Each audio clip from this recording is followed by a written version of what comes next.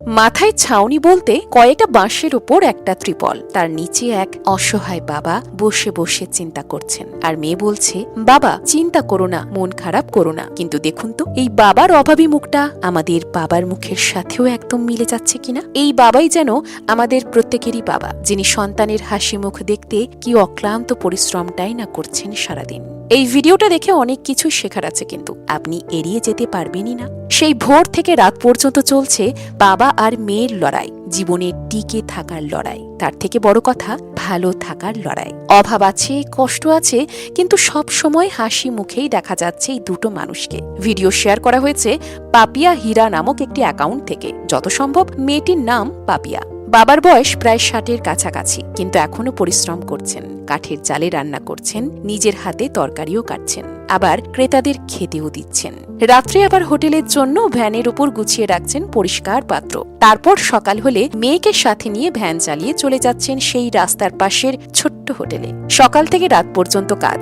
সকালে টিফিন বানানো, দুপুরে ভাত তরকারি, আর রাত্রে রুটি। সবটাই দুজনে মিলেই করছেন। পরিষ্কার পরিচ্ছন্ন হোটেল। হ্যাঁ, এটা ঠিক যে এই হোটেলটা আপনার কাছে 5 স্টার হোটেলের মতন লাগবে না, কিংবা বড় কোনো রেস্টুরেন্ট নয়। রাস্তার পাশে যে হোটেলগুলো থাকে সেটাই আর কি, কিন্তু দেখলেই খেতে ইচ্ছে হবে। খিদের মুখে অনেক মানুষই এসে খাচ্ছেন তৃপ্তি করে। ঝরঝরে সাদা ধোঁয়া ওঠা ভাত, তার সাথে সবজির তরকারি, ডাল, মাছের ঝোল সহ আরো বেশ কিছু পদ রয়েছে। কিন্তু দুঃখের বিষয় কি জানেন, দোকানটা কোথায় তা জানা যায়নি। কিন্তু সারাদিন কষ্ট করার পরেও এই বাবার মুখের হাসি দেখলেই মন ভরে যাচ্ছে সবার। আসলে বাবারা তো এমনই হন, সারাদিন পরিশ্রম করেন, কিন্তু সন্তানকে সেই কষ্ট বুঝতেই দেন না। হাসি মুখে কথা বলেন। ওই যে শুরুতে বললাম, ইনি বড্ড মন খারাপ করে বসে আছেন। আসলে সেদিন হয়তো ঈশ্বর এই বাবাকে ধৈর্যের পরীক্ষা নিচ্ছিলেন। হয়তো খাবার অনেকটা বেশি রয়ে গেছে, কিংবা ক্রেতা আসছে না। খাবার যদি বেশি হয়ে যায়, বুঝতেই তো পারছেন, এই ক্ষেত্রে খাবার অধিকাংশই ফেলে দিতে হবে, কিংবা নষ্ট হয়ে যাবে। একটা বড় লস।